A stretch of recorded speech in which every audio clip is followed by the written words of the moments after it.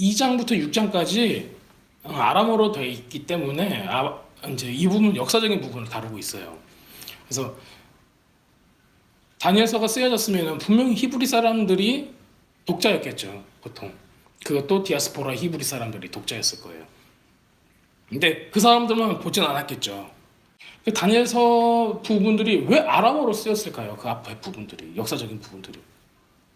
그리고 1장하고 7장에서 12장은 히브리어로 쓰여졌다는데, 그 학자들이 하는 얘기예요. 왜냐면은 그게 원본이, 우리한테는 원본이 다니엘이 직접 친필로 쓴 사인한 그런 원본이 없으니까 진짜 원본이 그랬는가 모르겠지만은 이 이후에 있는 사본들은 다 그렇게 돼 있어요. 아람어로 이 부분이 써있고, 그 다음에 맨 앞과 뒤에 계시적인 부분들은 히브리어로 쓰여져 있어요. 7장부터 12장까지가 이스라엘 사람들을 위한 묵시적인 계시적인 내용이 들어있었어요. 특히 1장은 어떤 부분이 있죠? 다니엘과 세 친구들이 왕한테 왕을 경배하거나 숭배하거나 그 다음에 타협하지 않고 그 우상 숭배하고 같이 하나가 되지 않고 뜻을 정하여서 하나님의 사람으로서 우리가 살겠습니다 하는 부분이 딱 있어요. 근데 이 부분을 그 페르시아나 바벨론이나 이 이후에 이방 나라의 사람들이 읽었을 때 기분이 어땠을까? 이 자식들 포로로 잡혀왔는데 말을 들어야지. 뭐 아무것도 안 먹고 우리 말 듣지도 않겠다고 처음부터 그냥 이런 속셈이었군 하고 이제 히브리 사람들 미워하겠죠.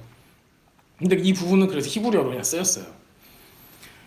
근데 보통 사람들이 히브리어를 다 읽지는 않았어요.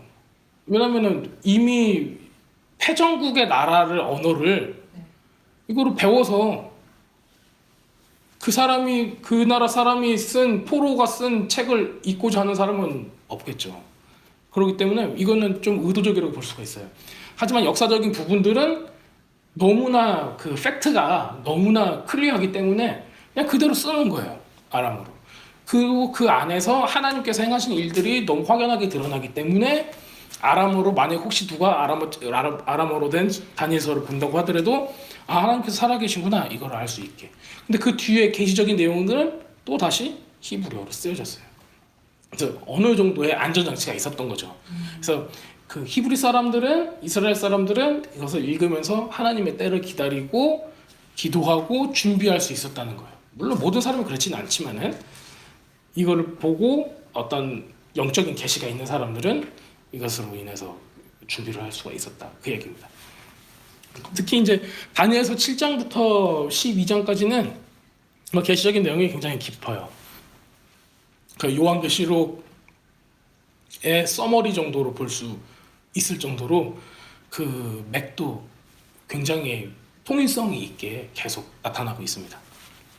그렇다면은 우리가 7장에서는 어떤 걸 봤냐면은 벨사짜르 1년의 맨 첫 해에 그 내 짐승의 모습들을 보면서 이것이 어떻게, 이 역사가 어떻게 진행될 것인가에 대한 그런 예언적인 미래에 대한 이런 부분들을 하나님께서 보여주신 것을 다니엘을 통해서 그 묵시를 보여준 것을 우리가 읽었어요.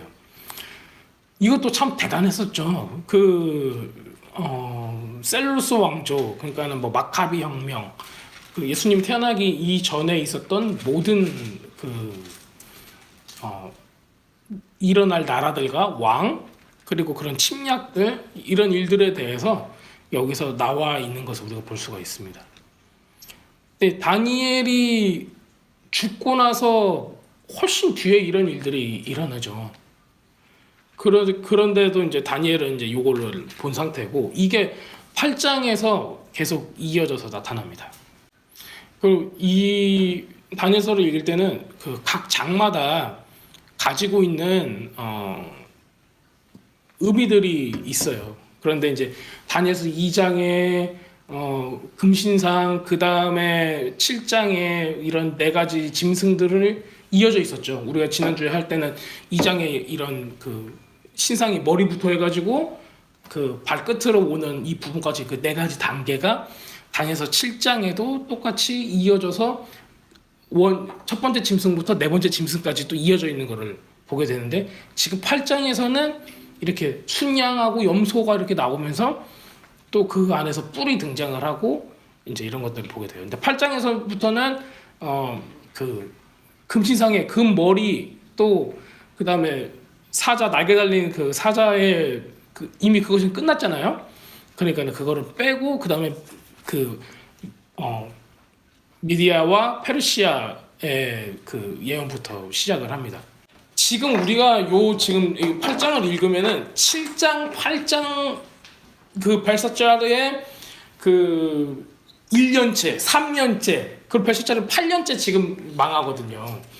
그러니까 이미 이 꿈 두 개를 꾼 상태에 다니엘은 엄청나게 기도를 하고 있었던 거예요. 이미 이 나라가 이미 하나님 손에서는 망한 나라고 그 다음에 하나님의 역사가 일어날 때는 바로 이때구나. 그 맨 마지막 연회를 했을 때 자기와 그 왕비는 거기에 가지도 못하고 그냥 바벨론 사람들과 그 제사장들과 그 귀인들만 거기에 나가서 그 연회를 했을 거다 했는데 거기서 자기를 불렀다 했을 때 어떤 느낌이었을까? 모든 걸 알고 있는 사람이에요. 그러니까 거기서 그 왕 앞에서 가서 혼내듯이 얘기할 수 있었죠. 드디어 때가 왔구나. 너의 할아버지 느부갓네살은 이렇게 행했는데 너의 그다음 뭐 삼촌은 이렇게 행했는데 너의 아버지는 이렇게 행했는데 너는 지금 하나님을 섬기지도 않고 교만하다. 그걸 그냥 그대로 여과 없이 얘기를 하잖아요. 그러니까 굉장한 그때 당시 굉장한 권력가이기도 해요. 왜냐면은 그 세 손가락 안에 들었던 사람이니까. 그러니까 그 벨샤짜르도 얘기를 하죠. 이 나라의 세 번째로 너를 삼겠다 하는 이유가 자기하고 자기 아빠가 이미 공동으로 섭정을 하고 있었기 때문에 아무리 해도 3위밖에 할 수가 없었던 거예요. 근데 이미 그 자기 아버지 때 그 이후부터는 다니엘은 계속 그 자리에 있어 왔어요. 자, 그런데 지금 이제 8장에 와서는 한 단계 더 묵시적인 내용으로 들어가요. 7장하고 그 연결이 일맥상통한 연결된 내용이고 우리가 좀 더 생각해 봐야 될 부분들이 좀 있습니다. 자, 그래서 이런 묵시적인 내용들은 히브리 말로 쓰여졌다. 그 다음에 역사적인 내용들은 아람어로 쓰여져서 그 현지에 있었던 포로를 잡아갔던 뭐 페르시아 뭐 이런 나라 사람들, 왜냐면 다니엘은 페르시아 때 죽잖아요. 그러면 다니엘이 살아있을 때 이 책이 사본으로 사람들한테 읽혀졌을 수도 있지만 죽고 나서 읽혀졌을 수가 더 많을 거예요. 왜냐면은 이 사람은 어떤 문학 작가가 아니라 그 히브리 사람들한테 이걸 주고 어떤 선지자는 아니었지만은 그런 느낌을 갖고 있었기 때문에 죽고 나서 더 많이 읽혀졌을 거예요. 페르시아 이 기간이 컸기 때문에. 자, 그렇다면은 우리가 8장을 좀 읽어보겠습니다. 자, 다니엘에게 처음 나타난 환상 후 벨샤샬 왕 제3년에 다시 한 환상이 나타나니라. 그러니까 7장에 있는 내용에 대해서 이제 방금 얘기를 한 거예요. 내가 환상을 보았는데 그것을 볼 때 내 몸은 엘람 지방 수산성이 있었고 내가 환상을 보는 을레 강변에서입니다. 제가 그래서 이 수산성, 그다음에 을레 강변은 올라이 카널 이렇게 써 있어요. 리버도 아니에요, 카널이에요. 근데 여기를 또 제가 리서치를 해봤죠. 그 실질적으로 야가 있는가 했더니 옛날에 수산공 터가 이렇게 있어요. 근데 큰 강이 여기로 흐르고 있는데 조그마한 강이 옆으로 이 수산공 터 옆으로 이렇게 흐르고 있던 강이었어요. 그 강을 얘기를 하는 거예요. 그래서 우리가 강하면은 강도 어떤 강은 굉장히 크고 깊고 넓은 이런 한강 같은 강이 있고 어떤 데는 우리 시골의 망경강 이러면 그냥 엄청 조그만 또랑이에요. 냇가 같은 게 그래도 강이라고 써 있어요. 그래서 한번 폴짝 뛰면은 넘어갈 수 있을 것 같은데 그러다가 빠지겠죠? 폴짝 뛰어서 넘어가면 안 될 정도만 돼도 이게 강이라고 옛날에는 불렀나 봐요. 자, 바로 이제 그 강변에서 그 지리적인 이야기를 지금 벨샤짜르 왕 제3년인데 이때 어떤 지리적인 이야기를 정확하게 하고 있어요. 엘람 지방 수산성. 나중에는 이게 페르시아의 수도가 되는 크세르크세스 에스로 왕의 그 궁이 있는 바로 그 자리를 얘기를 하고 있어요. 이게 우리가 이제 뭐 예언적으로 조금 그 앞에 어떤 일이 일어날까는 모르지만은 페르시아와 연관되는 일들이 생길 것이다. 뭐 이것도 좀 우리가 생각을 해볼 수가 있을 것 같습니다. 내가 눈을 들어본 적 강가에 두 뿔을 가진 순양이 서 있는데 그 두 뿔이 다 길었으며 그중 한 뿔은 다른 뿔보다 길었고 그 긴 것은 나중에 난 것이다. 우리가 이게 척 보면은 알 수가 있죠. 이것을 메데 바사로 보면은 메데와 페르시아로 보면은 그 중에 나중에 난 거가 페르시아로 우리가 보면 되겠죠. 그래서 고레스 왕으로 우리가 이렇게 생각을 할 수가 있습니다. 또 내가 본즉 그 순양이 서쪽과 북쪽과 남쪽을 향하여 받으나 그것을 당할 짐승이 하나도 없고 그 손에서 구원할 자가 없으므로 그것이 원하는 대로 행하고 강하여졌더라. 내가 생각할 때 한 수엽소가 서쪽에서부터 와서 온 지면에 두루 다니되 땅에 닿지 아니하며 그 염소의 두 눈 사이에는 현저한 뿔이 있더라. 현저하다고는 눈에 확 띄는 그런 뿔이 있다는 겁니다. 그렇다면 이 뿔한테는 그냥 뿔이라고 얘기를 안 하고 10개의 뿔, 뭐 1개의 뿔 이렇게 얘기한 게 아니라 이런 형용사를 썼어요. 이 뿔이 어떤 뿔인가에 대해서 얘기를 해주는 거예요. 네. 자, 그렇다면은 이 보면은 뭐 땅에 닿지 않는데요. 무슨 말이에요? 땅에 닿지 않는다는데? 날라다닌다는 거죠. 휙 하고. 네. 그러니까는 이 수염소는 서쪽부터 와가지고 온 지면을 두루 다니되 온 지면을 두루 다닌다는 또 말은 또 어떻게 성경에서 좀 익숙하지 않아요? 누가 온 지면을 두루 다니죠? 온 지면을 두루 다니며 삼키자를 찾는다고 이거 마귀. 누가 이렇게 하죠? 마귀가 막 이러잖아요. 그럼 이게 무슨 얘기예요? 발도 안 달리면 만약 발에 있으면은 보이거든요. 아 저것이 오고 있구나. 근데 이거는 발도 안 보이게 그냥 어느새 와 있는 거예요. 자 이제 이런 표현을 이 수렴소한테 썼어요. 그러면은 굉장히 이불한 표현으로 볼 수가 있어요. 마귀한테나 이 히브리 사람들이 마귀한테나 쓰는 표현이고 수염소. 수염소가. 염소가. 네. 그 다음에 굉장히 빠르게 오고 있다는 거를 우리가 볼 수가 있어요. 그 엄청나게 강하다는 걸 볼 수가 있습니다. 자, 그것이 두 뿔 가진 수량 곧 내가 본 바 강에 섰던 양에게로 나가되 지금 이 강에 섰어요. 이 순양 그 두 뿔 가진 애가 왜 이 강에 서 있었죠? 그냥 지가 서 있었어요. 근데 이 강이 수산성에 서 있었기 때문에 거기가 이제 페르시아의 수도이기 때문에 여기가 이 숫양이 메데 페르시아라는 걸 이렇게 단면적으로 보여주고 있는 거예요. 그래서 그러니까 이게 지금 그 바벨론 때 이 사람이 꿈을 꿨는데 그렇죠. 그게 포인트죠. 네, 바벨론 때 지금 뭘 본 거예요? 페르시아가 망하는 걸 보고 있는 거를 봤네요. 그걸 보고 있었던 거예요. 갓. 그러니까 이미 110년 이후에 일어날 거를 보고 있는 거예요. 그리고 그런데 이것을 인해서 괴로워하는 거예요. 이분은 아직 벨샤짜르가 아직 망하지도 않은 거예요. 지금 3년째니까 아직 안 망했을 때예요. 근데 물론 고레스 왕이나 어떤 그 다리우스한테 이렇게 맞고 있었죠. 그때 여러 가지 침략을 당하고 있었긴 했죠. 하지만 망하진 않았어요. 그런데 이미 지금 이 사람은 하나님께서 이 사람이 영을 데리고 어디로 갔어요? 페르시아가 망하고 있을 때로 가고 그 다음 일도 보여주고 그 다음 일을 위해서 기도하게 하고 마지막 때를 위해 준비시키는 거였어요. 자, 벌써 결론으로 가버렸어요. 포로기 이후에 말라기 이후부터는 성경에서 우리가 흔히 얘기하는 그 암흑의 400년으로 쳐버리기 때문에 그 중간을 우리가 홀딱 까먹어버려요. 근데 그 중간에 일어난 일이 굉장히 중요해요. 왜냐면 그 중간에 일어난 일이 뭐예요? 다니엘이 본 묵시의 내용이에요. 우리가 다니엘이 본 묵시의 내용들을 이미 성경사에서 400년간 아무것도 없었다고 얘기해버림으로 이거를 다 무시해버린 거예요. 그런데 생각을 해보세요. 메시아가 초림해서 오는데 그 전에 있었던 일들이 중요할까요? 안 중요할까요? 중요하죠. 중요하죠. 왜냐면 메시아가 오기 전에 이런 일들이 일어났다. 이거는 뭘로 안 줄 수 있어요? 마지막에 하나님 예수님 그 우리 그리스도께서 다시 오실 때도 이런 비슷한 징조가 있을 거라는 거예요. 왜 그게 가능한 줄 아세요? 이런 메시아 구세주의 모습을 가진 사람들이 성경에서 등장을 해요. 다윗 이런 사람들이 히어로 같은 메시아 같은 구원자 같은 모습들을 가지고 있는 사람들이 딱딱딱 등장을 하고 사사기에서도 막 기도원 같은 사람 등장하고 막 여러 사람들이 등장을 한단 말이에요. 등장을 하는데 그 사람이 등장하기 전에는 어때요? 항상 어두워요. 어두워요. 근데 이게 마치 사이클인 것처럼 계속 돈단 말이에요.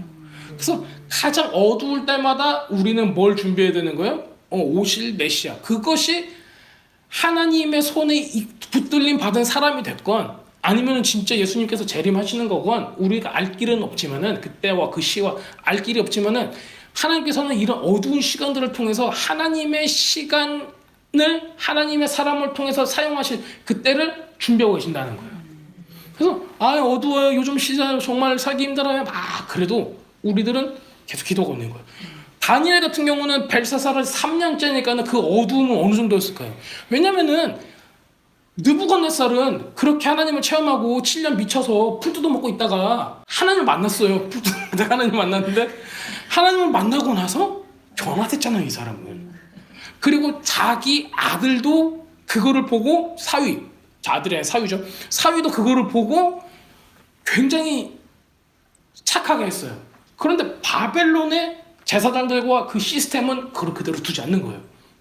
그 이후에는 다시 돌아가요. 바벨론으로. 그 손자는. 그래서 굉장히 어두운 시로 다시 돌아가고 하나님께서는 너네 나라는 이미 내가 다 썼어. 그 다음에 이 나라의 정권을 교체를 할 거야. 다른 나라가 와서 이걸 다 뒤집을 거야. 라고 얘기를 했어요. 그러면은 옛날의 전쟁을 생각해 보세요. 옛날 전쟁은 그냥 무자비하잖아요.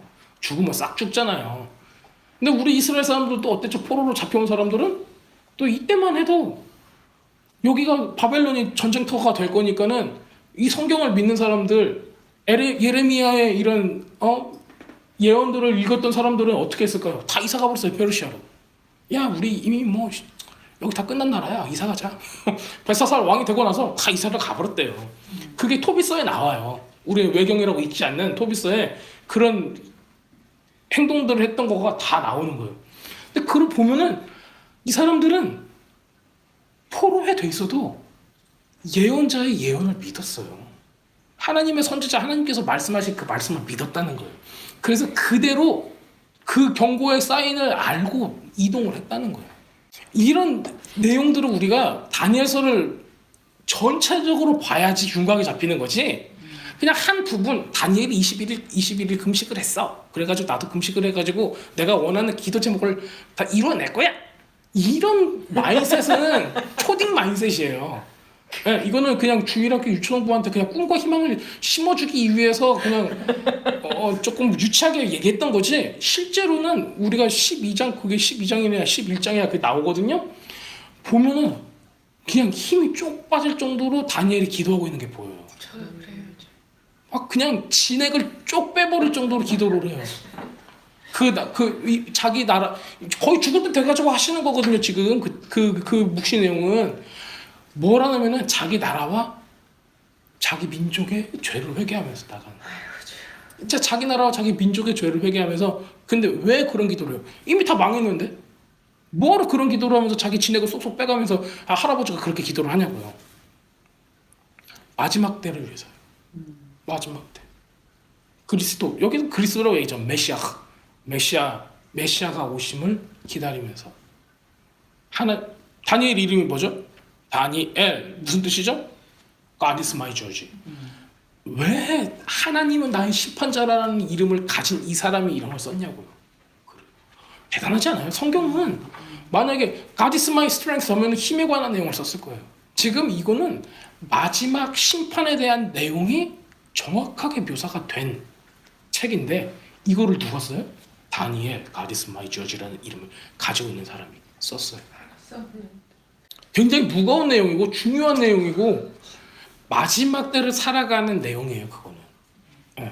왜냐면은 그 적그리스도 우리 바로 7장에서 나오고 적그리스도가 뭐 하죠? 때와 법도를 바꾼다고 얘기죠. 때와 법도. 때와 법도를 바꾼 게 있어요? 지금 우리가 볼 때? 때와 법도 바꾼 게 있어요? 왜 이 얘기를 물어보냐면요. 때가 바뀌었는가 안 바뀌었는가 때가 뭔가를 알아야지 이게 바뀌었나 안 바뀌었나를 우리가 디스팅귀시를 할 수 있죠. 법도도 뭐가 바뀌었는가 안 바뀌었는가를 법도를 우리가 성경에 나온 법을 알아야지 이게 하나님 보시기에 바뀐 사람이 그냥 일부러 바뀌어버린 건가 아니면은 그게 똑같은 어떤 스피리추얼하고 그 하트가 똑같은 내용을 가지고 있는 건가 이거를 우리가 구분을 할 수 있어야 돼요. 근데 많은 사람들이 이거를 타협을 할 수 있어도 구분은 잘 못해요. 야, 그 얘기야, 그 얘기야, 그 얘기야, 그 얘기야, 뭐 이런 식으로 그냥 넘어가 버려요. 좋은 게 좋은 거지. 하지만 그렇진 않아요. 그렇진 않아요. 두리뭉실하게 넘어갈 만한 내용은 아니에요. 왜냐면은 적어도 다니엘서에 나온 다니엘은 그 바뀌는 것으로 인해서 굉장히 괴로워했어요. 그리고 그런 바뀌는 부분들이 있는 거가 마지막 때에 대한 사인이고 적그리스도에 대한 사인이라는 거를 이 사람은 계속 얘기를 하고 있는 거예요. 네.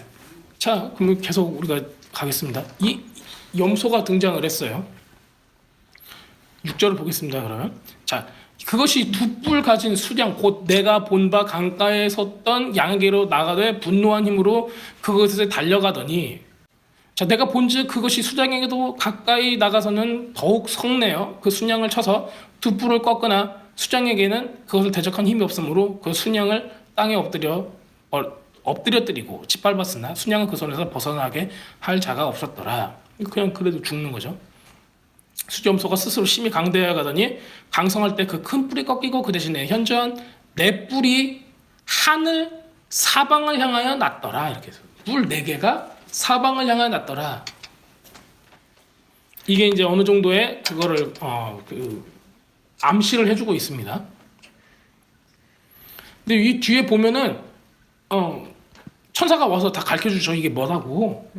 네, 거기까지 보고 그러면은 이거에 대해서 좀 얘기를 좀 할게요.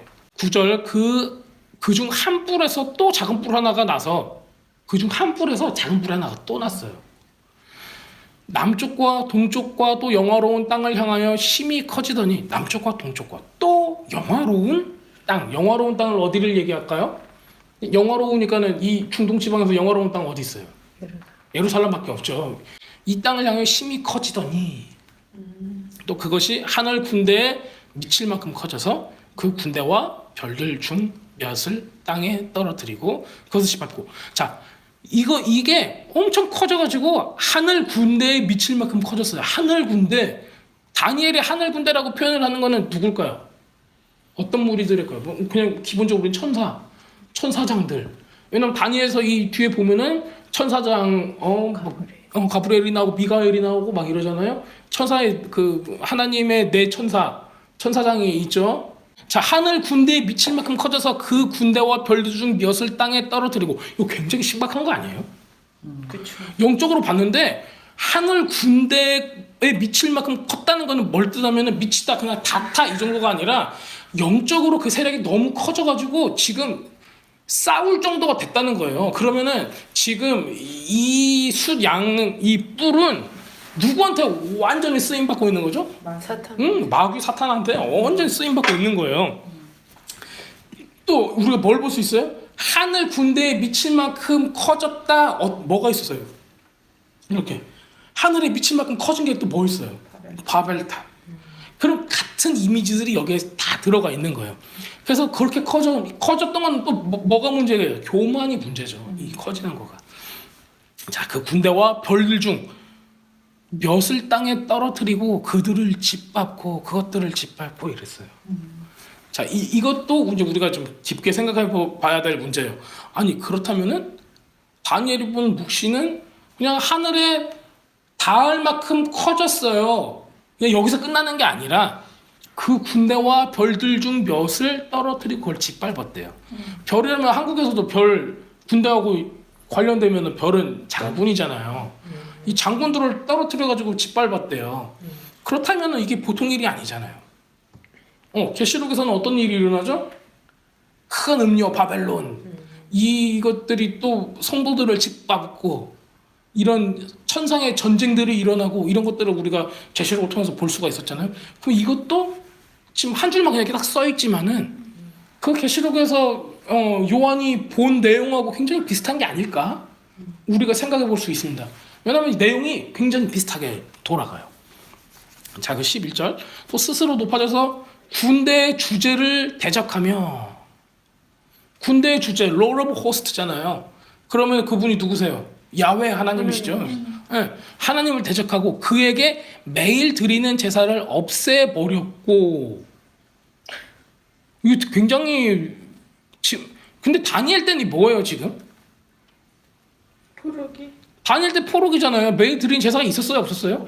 없었죠. 없었어요. 자, 이때 다니엘이 매일 드려지는 제사가 그 성전 파괴로 한번 없어져요. 그 다음에 매일 드리는 제사가 언제 없어지죠? 로마 시대 로마 시대 때 AD 70년에 성전이 파괴되고 없어져요. 그 중간에 한 번 또 없어져요. 언제 없어지죠? 안토니쿠스 에파피나스 왕 4세, 얘가 이걸 없애요. 네. 그리고 성전을 바꿔버려요. 하나님을 섬겼던 성전을 제우스를 섬기는 성전으로 바꿔버려요. 그 다음에 그 우리 이스라엘 사람들은 하나님의 성전에 돼지 피를 뿌려요, 안 뿌려요? 돼지는 코셔가 아니잖아요. 가증한 그 동물이에요. 그래서 하나님께 드려질 수 없어요. 근데 얘네들은 돼지를 사랑해요. 그래서 돼지 피를 성전에 뿌려버려요. 왜냐면은 걔네들이 생각하기에는 이거는 그냥 제우스의 신전이기 때문에 제우스에 바쳐진다는 명목 아래 이렇게 해요. 자, 그런 일들이 일어난 게 바로 이때예요. 이미 근데 다니엘은 이미 제사가 매일 드려지는 제사가 끊어진 때의 사람이에요. 그런데 지금 가정은 뭐예요? 매일 드려진 제사가 있는 거가 가정인 거예요. 그렇다면 이게 회복이 됐다는 얘기죠. 그렇다면은 다니엘 때가 이전 때가 아니라 이후 때를 얘기하는 거겠죠. 그럼 이후 때에 예배가 회복이 됐는데 다시 매일 드리는 제사를 없애고, 자, 그러면 이때가 아니라면은 그 안토니쿠스 에피파네스 4세 때가 아니라면은 로마 시대 때 AD 70년에, 만약 이때도 아니라면은 어디까지 갈 수가 있어요? 지금 우리가 살고 있는 시대. 근데 여기서 보면은 매일 드려지는 제사, 영어로는 daily sacrifice라고 했죠. 히브리 말로는 티딤이에요. 근데 이게 뭔 뜻하면은 매일매일 드려지는 제사하고 똑같은 의미를 가지고 있어요. 지속적으로 레귤러리 계속 드려지는. 자, 우리의 예배는 어때요? 우리의 예배는 레귤러리 드려지나요? 히브리 사람들은 이때 구약 시대 때부터 예수님 때까지도 매일 드려지는 제사라고 하는 거가 언제 드렸죠? 매일 아침 저녁으로 드렸어요. 아침 저녁으로. 우리 아침 저녁으로 예배 안 드리잖아요. 그렇죠? 썬데이만 가는 것만 해도 지금 대단한 거죠. 근데 레귤러리하게 아침 저녁으로 예배를 드렸어요. 이 당시에 사람들이. 성전이 없어짐으로 어떻게 됐어요?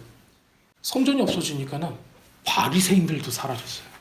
또 바리새인하고 우리 또 짝짝꿍하던 우리 사두개인들은 뭐 하던 사람이었어요? 사둑지파라는 이름을 가지고 사독 계열의 어떤 그 제사장이라는 그런 가짜지만 그런 이름을 가질 만한 사람들이었어요. 한마디로 이 돈을 통해서 이 성전에 있는 이런 모든 일들을 처리했던 사람들이었어요.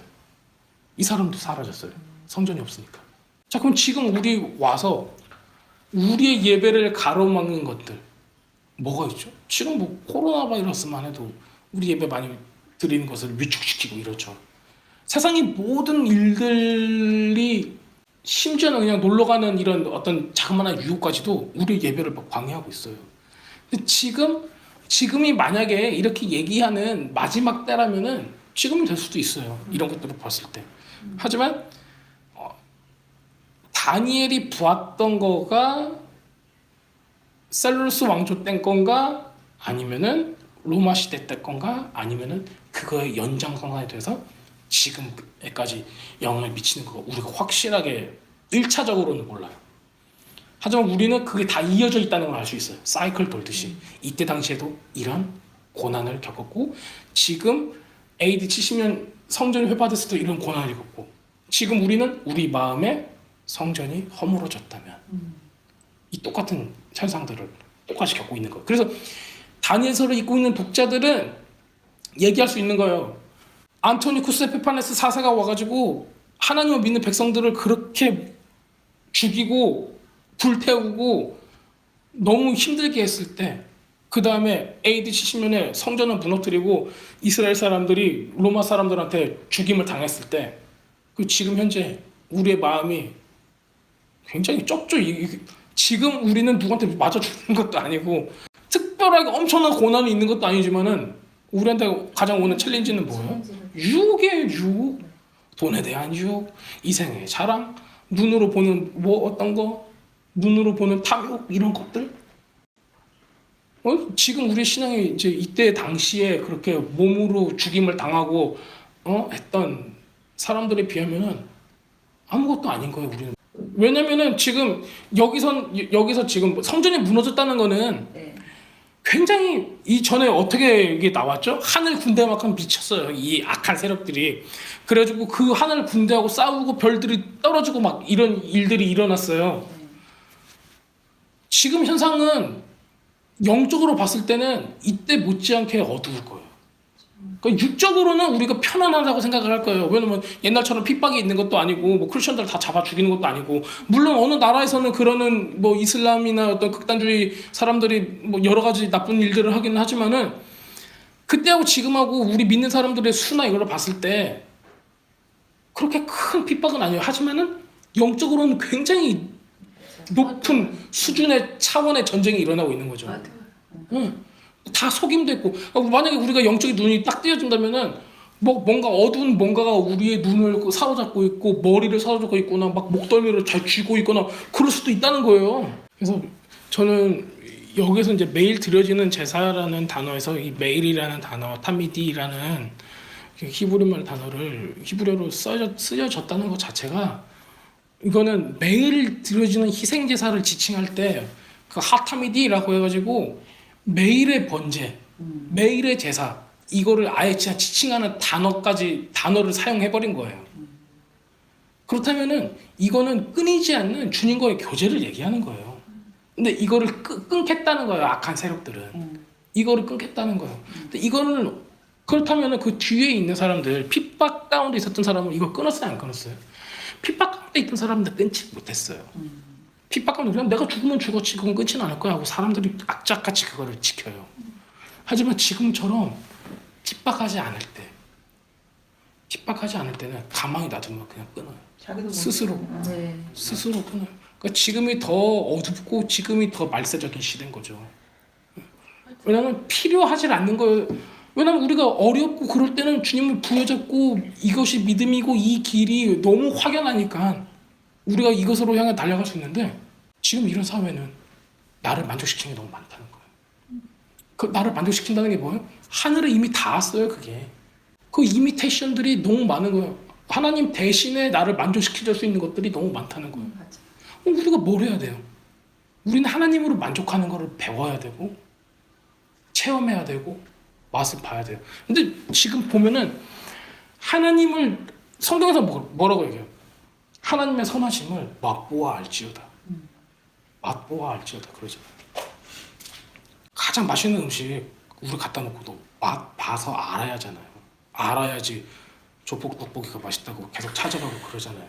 근데 우리는 맛보지 못한 세대가 나오기 시작하는 거. 그 선하심 좀 맛보지 못한 거.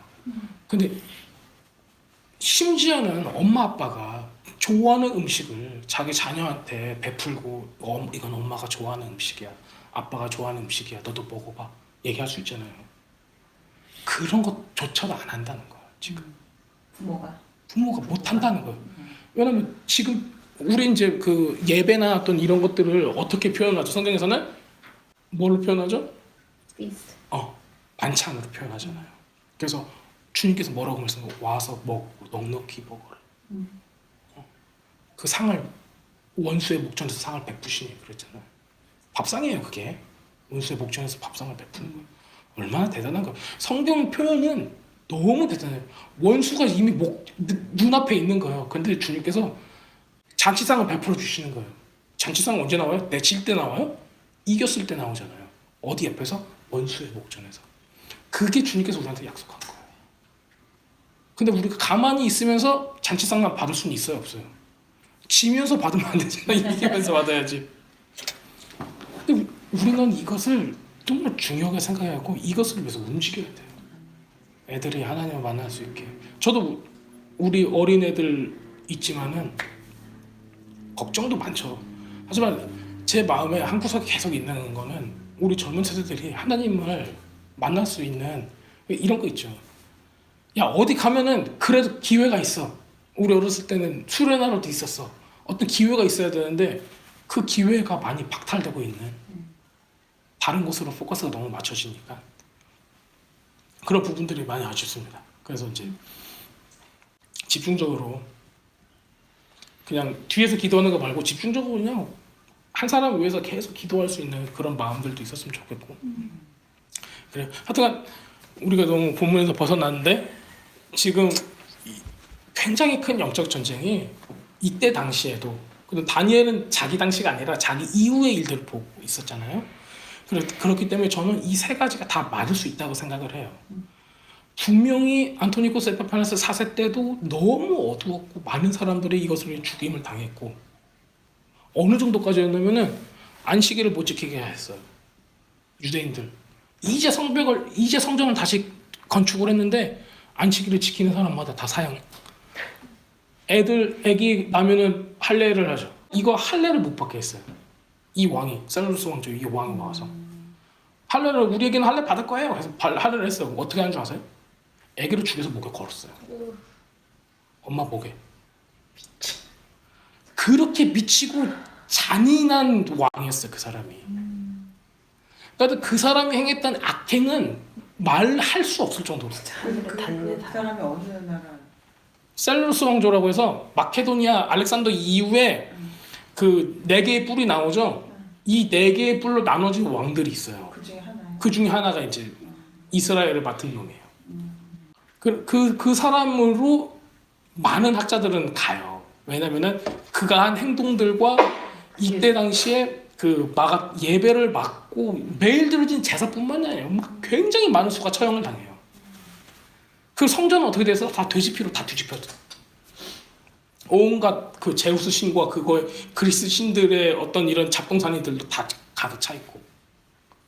그때 마카비가 혁명을 이렇게 싸워요. 마카비 가문에서 마카비 혁명이 그때 일어나는 거예요. 그래서 이 사람들이 그때 당시에 하시딤이라고 해서 righteous people. 그래서 이 사람들이 다 같이 모여요. 그래가지고 우리도 의롭게 죽으면 죽겠지.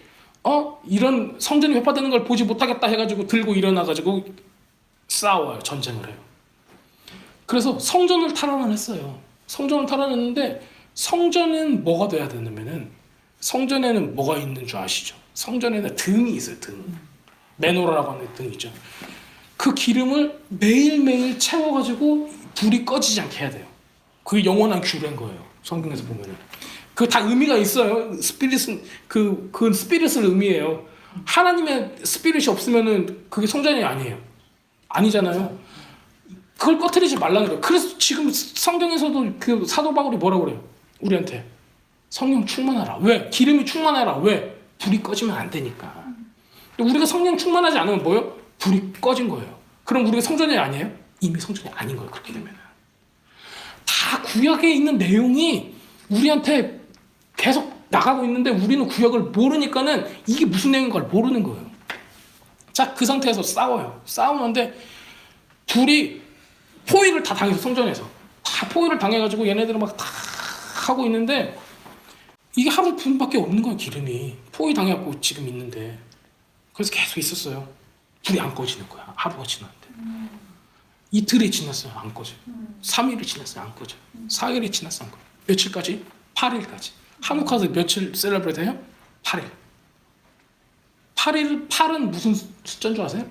7하고 안식 후 첫날이잖아요. 그렇죠? 그러니까는 새로운 시작을 의미해요. 새로운 시작. 기적 같은 일이 일어나요. 누가 죽어요? 안티오쿠스 에피파네스 4세가 죽어요. 갑자기. 갑자기 죽어요. 전쟁에서 누구한테 맞아 죽은 것도 아니고, 새로운 시작. 누구한테 어떻게 해서 죽은 것도 아니고, 여기에서 뭐라고 나와요? 아까 보니까는 25절에 보면은 그가 사람의 손으로 말미암지 않고 깨지리라 나오죠. 누구한테 맞아 죽은 것도, 독살당한 것도 아니고 암살당한 것도 아니고 전쟁에서 죽은 것도 아니고 갑자기 휙 죽어요. 왜 죽은 줄? 그때 당시에 사람 기록에는 이렇게 나와 있어요. 뱃속에 벌레가 있었다. 뭐 이런 식으로 나와 있어요. 그러니까 병인 거죠. 뭐 그게 기생충인가 뭔가는 모르겠지만은 하여튼 뭔가 바이러스에 걸렸는가 어쨌는가 이 사람이 갑자기 돌연사해 버려요. 그래서 전쟁이 끝나버려요. 그래서 마카비가 이겨버려요. 그래서 하스모니아는 왕조가 그때부터 시작이 되는 거예요. 그래서 그게 성전을 탈환했던 거기 때문에 그래서 성전을 탈환을 하고 그 다음에 거기를 돼지 피와 가증스러운 우상과 온갖 더러운 걸로 다 가득 차 있으니까 뭐 해야 돼요? 깨끗하게 청소해야죠. 그때가 수전절인 거예요. 그래서 매년 12월 14일 이때 물론 성서력으로 하기 때문에 음력하고 비슷해요. 그렇기 때문에 이때가 오면은 메노라를 켜놓고 하나님께서 우리를 이렇게 살려주셨고 그 등불이 꺼지지 않았고 그래서 빛의 절기라고 하는 거예요. 메노라 이렇게 해놓고 하는 게. 그래서 하나님께서 우리를 보호하셨고 그 다음에 우리는 이것을 우리의 노력이 아닌 오직 하나님의 계획 가운데 하나님의 섭리 가운데 이거를 우리가 다시 탈환을 해서 다시 불을 킬 수가 있었고 그 다음에 우리의 성전을 깨끗하게 청소를 할 수가 있었다는 의미가 여기 있어요. 그 엄청난 의미가 지금 다니엘서 8장을 통해서 이스라엘 역사 가운데에서 우리한테 오는 거예요. 그 의미가 굉장히 커요. 왜냐하면 마지막 때 의미하고 연결이 돼 있거든요. 근데 우리가 이 400년을 그냥 야 400년만 아무 말도 안 했어. 그냥 400년 거는 다 빼먹어. 그랬기 때문에 지금 수전절이 나와도 하누카가 나와도 이게 우리하고 상관이 없다고 생각하는 거예요. 예수님 때도 수전절로 지금 셀레브레이트 했다는 게 나오잖아요. 그럼 기본적으로 예수님 때 예수님의 말씀을 알려면 그때 당시에 사람들이 어떤 절기를 셀레브레이트 했는가, 어떤 생각으로 성경을 어떻게 받는가를 알아야지 우리가 알 수 있는 거예요. 12절 그의 악으로 말미암아 백성이 매일 드리는 제사가 넘긴 바 되었고 그것이 또 진리를 땅에 던지며 자의로 행하며 형통하였더라. 이게 너무 잘 됐다는 거예요. 이렇게 악하게 했는데 우리들이 봤을 때 저 악한 놈은 귀신이 와서 좀 잡아가지고 그랬는데 귀신이 더 좋아하는 거죠. 지금 주님께서 보여주시는 게 뭐예요? 다 이룬 거를 아직 지금 이 세상에서는 해판되지 않은 걸 다니엘한테 보여줬어요. 다니엘은 이건 자기 경험한 게 아니잖아요. 물론 지금은 이게 과거지만 다니엘한테는 미래였잖아요. 다니엘은 경험하지 않은 미래인 거예요 이게. 그러니까는 두렵고 끔찍하고 막 이랬던 거죠. 우리한테는 나는 직접 체험하지 않았어도 역사를 통해서 알고 있는 과거인 거예요. 자, 다 이루었다 주님 말씀하셨잖아요. 알고 계셨다는 거예요. 아는 만큼 다니엘한테 보여주고 그 민족으로 기도하고 준비하게 했고 하나님의 역사가 일어날 수 있도록 하나님께서는 하나님이 믿는 사람들을 끌어다가 사용을 하시는 거예요. 우리 눈에는 어둡게 보이고 실패로 보여도 이거는 실패가 아닌 거예요. 왜? 주님께서 이미 다 이루었기 때문에. 그러니까 우리에게 희망이 있고 소망이 있는 거죠. 우리 인생만 보세요. 자, 이러다가 딱 해서 뭐 하는 거예요? 결국에는 죽잖아요. 우리 죽음을 향해서 달려가고 있어요. 그러면 우리의 인생이 뭔 의미가 있냐고요. 무슨 의미가. 이렇게 아둥바둥 살아야 되는 의미가 뭐가 있어요. 그래서 옛날에는 뭐가 막 유행했죠? 막 허무주의 막 이런 거 많이 있죠. 그리고 최근에도 연예인 하나 죽으면 사람들 다 따라 죽고 막 이러잖아요. 자살의 영이 막 해서. 근데 주님께서는 벌써 다 이루었다. 걱정하지 말아라. 다 이루었다. 그래도 우리는 걱정해요. 하지만 주님께서는 기다려라. 기다려라. 그때가 오면은 영원을 너희가 맛볼 것이다. 나라와 권세와 영광이 아버지께 영원히 있습니다. 이게 저한테는 가장 큰 희망인 거예요. 가장 큰 희망인 거예요. 아둥바둥 사는 이유가 이러면서 왜 세상의 것을 쫓지 않고 우리가 이렇게 살아야 됩니까? 왜 즐거움을 쫓지 않고 왜 우리는 이것을 향해 추구해 갑니까? 나라와 권세와 영광이 영원히 있습니다. 근데 다니엘은 그 일부분을 본 거죠. 일부분을 본 거예요. 이 사람한테는 먼 미래였어요. 그리고 뭐 수전절 하누카까지 하면 이 사람한테는 막 400년, 490년 이런 미래였던 거예요. 이게 왜 다니엘한테 보여졌을까요? 저는 이렇게 생각해요. 메시아가 오시는 거예요. 메시아가 오신다는 건 뭘 뜻할까요? 우리한테는 예수님이 오셨던 게 초림이었어요. 그렇죠? 초림 때 예수님께서 오셔가지고 뭘 선포하셨죠? 하나님의 나라를 선포하셨어요. 하나님의 나라가 임하였다. 그렇다면은 영계 가운데서는 이 영계 가운데서는 예수님께서 이 땅 가운데 오셨다는 건 뭘 뜻할까요? 하나님의 나라가 임했다는 걸 뜻해요. 하나님의 나라가 지금 세상 짐승의 나라인데 하나님의 나라가 임했다는 거는 하나님의 나라가 임했다는 짐승의 나라한테는 뭘 뜻해요? 종말을 뜻하는 거예요. 그래서 종말이 이미 시작된 거죠. 어떻게 보면은. 그때 어. 오셨을 때. 예수님께서 오셨을 때 종말이 시작된 거예요. 그렇기 때문에 우리가 이걸 두 가지로 볼 수가 있어요. 초림 때 예수님께서 오셔서 하나님의 나라를 선포했기 때문에 이미 종말은 시작이 됐는데 완성된 건 아니에요. 왜? 하나님 나라가 완성되지 않았으니까. 그때부터 지금까지 뭐예요? 은혜의 기간이 되는 거죠. 왜? 구원받을 백성들, 하나님의 백성들을 계속 끌어오는 거예요. 다 은혜의 시간인 거예요. 왜? 그게 멀스예요. 예수님 때 그냥 딱 와가지고 야 끝! 심판? 그래 버릴 수도 있잖아요. 안 그러셨잖아요. 안 그리고 그 뒤에 있는 계획들, 예언된 모든 계획들을 하나하나 착착착 밟아나가시는 거예요. 그 이유가 뭘까요? 우리를 너무 사랑하셔서 구원하시고자. 구원하시고 사랑하지 않았으면 아직도 사랑하는 걸 우리는 잘 모르잖아요. 우리는 그 사랑이라는 단어를 다 이해하지 못해도 옆에서 실컷 보는 건데도 그런 것 같아요. 누가 사랑해서라고 그냥 너무 쉽게 얘기하지만은 저는 그 단어를 입에 담는 것조차가 내가 완전히 이해할 수 없는 그런 하나님의 그 깊고 높은 단계까지 표현을 못하는 것 같아요, 우리들이. 하지만 말씀을 통해서는 우리가 보다 보면은 주님께서 그거를 스스로 표현하시고자 하는 게 많아요. 그 호세아서 모든 예언서들에 대해서 계속 얘기하고 계시는 거예요. 13절 내가 들은즉 한 거룩한 이가 말하더니 바로 거룩한 이가 그 말하는 이에게 묻되 자 거룩한 이가 둘이 나왔어요. 그러면 거룩한 이가 누굴까요? 천사 정도 되겠죠. 그렇죠? 자 환상에 나타난 바 매일 드리는 제사와 망하게 하는 죄악에 대한 일과 성소와 백성이 내준 바 되어 짓밟히는 일이 어느 때까지 이를꼬 하매 자 이런 일들을 보면은 아까 안토니쿠스 에피파네스 4세 그리고 로마 때도 똑같은 일이 일어났죠. 그 여기 있던 일들이 성소가 무너졌고 백성이 내준 바 되어서 짓밟혔고 그래서 이 두 가지를 그냥 역사적으로 보면은 그냥 갑자기 죽은 사람이 안토니쿠스 에피파네스 4세기 때문에 그 지금 여기 나온 거를 그냥 그 셀루스 왕조 때 걸로 보는 학자들이 많이 있어요. 하지만은 이 뒤에 로마 시대 그리고 로마 카톨릭까지 연결시키는 학자들도 몇 있어요. 뭐 전부 다 부정할 수는 없어요. 그리고 저는 이런 그 마지막 때의 징조들이 계속 사이클적으로 온다고 생각을 해요. 파도처럼. 자, 그 14절에 그래서 내게 이르되 2300주야가 지나니 그때 성소가 정결하게 되리라 하였느니라. 그러니까 끝이 온다는 거죠. 때가 있어도 끝이 옵니다. 자, 나 다니엘이 이 환상을 보고 그 뜻을 알고자 할 때 사람 모양 같은 것이 내 앞에 섰고 There before me stood one who looks like a man 이렇게 돼 있어요. 근데 왜 이런 얘기를 했을까요? 그러니까 무슨 얘기냐면은 아까 거룩한 이가 이렇게 했잖아요. Holy one speaking 이렇게 얘기를 했어요. 그렇죠? 그리고 another holy one이 또 있었죠. 자 그런데 여기서는 뭐가 나왔냐면은 it looks like a man이에요. 이게 좀 이렇게 잘 이해가 안 오시죠? 왜냐면은 우리 크리스천들은 이렇게 생각하죠.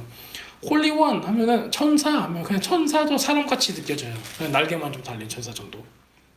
근데 우리 컨셉이 그거예요. 천사는 사람처럼 생겼을 것이다 아니다. 근데 천사는 성경에서는 어떻게 묘사가 되냐면 새처럼 생긴 걸로 나와요. 새. 그리고 또 한 부류의 천사가 있어요. 뱀처럼 생긴 걸로 나와요. 뱀.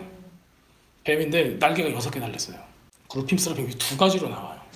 근데 뱀 하나, 새 하나. 근데 좋은 쪽은 새, 좀 이제 나쁜 역할하는 쪽은 뱀. 둘 다 날개는 달렸는데 새처럼 생긴 거는 새털 같은 날개, 뱀처럼 생긴 거는 날개가 6개. 그래서 이제 이사야서 6장에 보면은 하나는 날고 하나는 눈을 가리고 하나는 발을 가렸던. 근데 여기서도 홀리원이라고 했을 때는 이 사람이 자기 이제 히브리 사람이 많이 쓸 수 있을 거 아니에요. 사람으로 본 게 아니에요. 근데 뒤에는 사람이라고 구분을 지어놨어요. 구분을 지어놨으면 또 우리 크리스천들은 이제 너무 좋게 이렇게 반갑게 맞이하죠. 천상의 존재인데 사람처럼 생겼으면 분명히 예수님일 거야. 이렇게 얘기를 하게 돼요. 자, 근데 정말 비슷해요. 어떻게 나오는가 보겠습니다. 이게 좀 번역을 이렇게 했어요. 서양 모양 같은 것이 내 앞에 섰고 그러니까는 같은 것? 그것이 너무 힘든 거 아니야? 이거 같은 것이라니. 자, 내가 들은즉 을레강 두 언덕 사이에서 사람 목소리가 있어 외쳐 이르되. 그러니까 강이 그렇게 큰 강은 아니에요. 그래도 다리가 조그맣게 있고 제가 사진상으로 봤을 때 여기 우리 건너편 여기서 저 수영장 있는 쪽 그 정도까지 그러니까 다리가 세워질 정도로 작은 강은 아니고 다리가 있을 정도로 큰 강인 거예요. 그 정도로 큰 강인데 이제 거기서는 그 정도 거리가 멀려 있으면은 이렇게 소리하면 안 되겠죠. 외쳐야지 소리가 저쪽 반대편으로 들릴 거예요. 그래서 외쳐서 이제 이르되 가브리엘아 이 환상을 이 사람에게 깨닫게 하라 이렇게 얘기를 했어요. 가브리엘이 이제 얘기를 하겠죠. 그럼 그 홀리원이 누구예요? 한 명이 가브리엘 얘기를 했죠. 그가 내가 선고소로 나왔는데 그가 올 때 근데 지금 그가 가브리엘이 아니라 아까 그 looks like a man이에요. 그가 나올 때 내가 두려워서 얼굴을 땅에 대고 엎드림에 그가 내게 이르되 인자야 깨달아 알라 이 환상은 정한 때 끝에 관한 것이니라 이렇게 돼 있어요. 인자야는 그냥 야 사람아 그냥 이 얘기지 그 예수님을 의미하는 인자 그건 아니에요. 한국말로 이렇게 돼 있어서 그래요. 그가 내게 말할 때 내가 얼굴을 땅에 대고 엎드려 깊이 잠이 들매 그가 나를 어루만지셔서 일으켜 세우며 이르되 진노하시는 때가 마친 후에 될 일을 내가 너한테 알게 하리니 이 환상은 정할 때 끝에 관한 것임이라. 네가 본 바 북부르가지 수장은 곧 메대와 바사 왕들이여 그 얘기를. 근데 우리가 좀 주목할 게 이거예요. 두려웠어요. 그 사람을 보고 두려웠어요. 그러니까 이 사람은 그 묘사된 게 보면은 이 뒤에도 예수님에 대해서 이제 묘사한 부분들이 나와요. 근데 다니엘은 그 예수님인 걸 모르죠. 왜냐면 그런 존재를 본 적이 없으니까. 그런 존재를 본 적이 없기 때문에 예수님인 줄 몰라요. 하지만은 계시록에 보면은 그 묘사한 게 다니엘의 묘사한 거하고 계시록에서 그 요한이 예수님을 본 거하고 똑같아요. 그렇기 때문에 우리들은 지금 이 두 가지 책들을 다 본 우리의 입장으로서는 이게 동일 인물임을 볼 수가 있고 이 예수님을 볼 수가 있는 거예요. 근데 이분의 권위가 얼마나 높든지 다니엘이 보고 두려워했어요. 근데 흔히 사람이 하나님을 볼 때 이 두려움이라는 게 와요. 근데 두려움이 경외감에 의한 두려움이지 그 다른 두려움이 아니에요. 그 두려움이 있잖아요. 뭐 호러무비 봤을 때 그 두려움하고 뭔가 높은 분을 봤을 때 두려움은 다른 거예요. 근데 이제 우리가 이걸 좀 네거티브하게 바라보는 사람도 있어요. 어떻게 보면은 왜 하나님은 우리를 두렵게 하지 막 이런 식으로. 근데 그 두려움은 달라요. 우리가 죄가 있기 때문에 우리가 완전한 인간이지 않기 때문에 우리한테 오는 두려움인 거지 주님께서 우리를 두렵게 하거나 어떤 그런 부정적인 이미지를 가질 필요는 없습니다. 자, 그런데 이렇게 됐어요. 엎드려졌으니까는 엎드려서 깊이 잠들매 근데 이게 두려움에 빠져서 잠든 거예요. 근데 주님께서 어루만지셔서 이렇게 세웠대요. 내 다리를 힘을 주시는 거예요. 우리가 일어설 수 없을 때 주님께서 나를 만지시는 거예요. 저는 이게 성경에서 터치한다는 거가 굉장히 의미가 강한 것 같아요. 우리 기도할 때도 그렇죠. 터치하고 기도하는 거하고 터치 안 하고 기도하는 거 좀 달라요. 만질 때는 성령의 어떤 그 역사가 더 빨리 잘 전달이 돼요.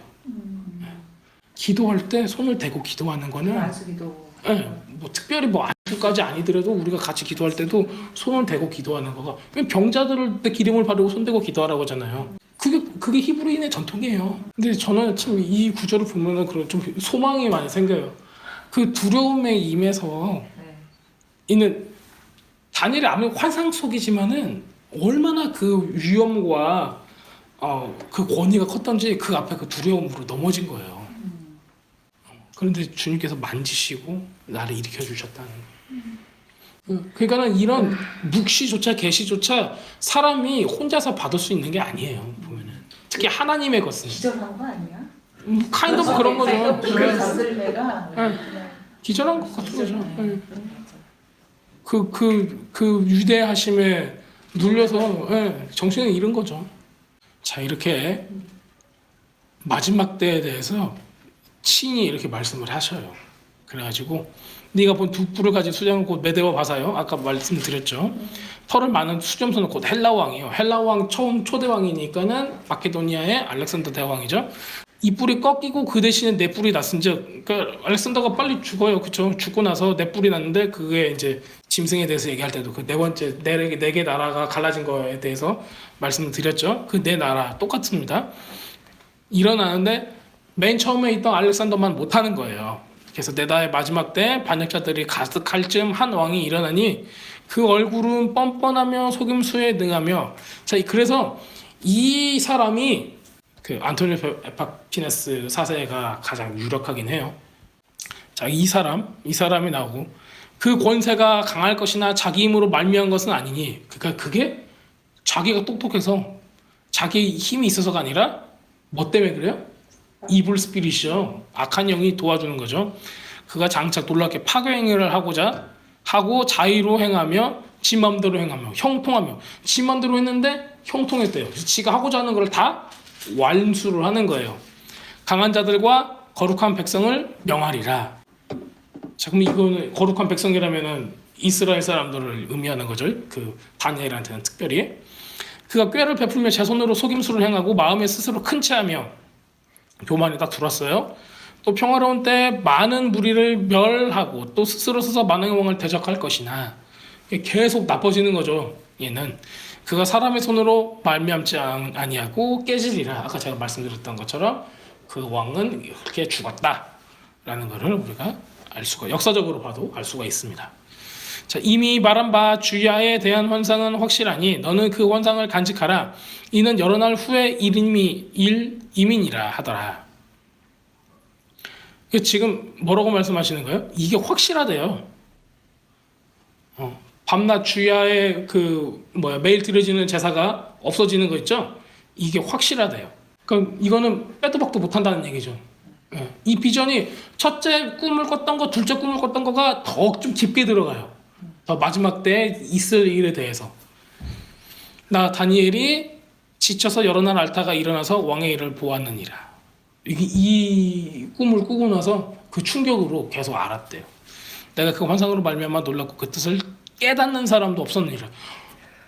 이 지금 페르시아, 메데가 바벨론을 점령하기도 전에 이 나라가 넘어질 것을 이미 보고, 그 나라 이후에 있을 일들, 그 다음에 이스라엘 성소가 세워지기 전에 성소가 또 더럽게 될 것까지도 지금 이 다니엘은 봤어요. 그리고 그게 굉장히 묵시적인 내용이고 맨 마지막에 있을 말세의 내용하고 굉장히 비슷한 그런 부분들을 본 거죠.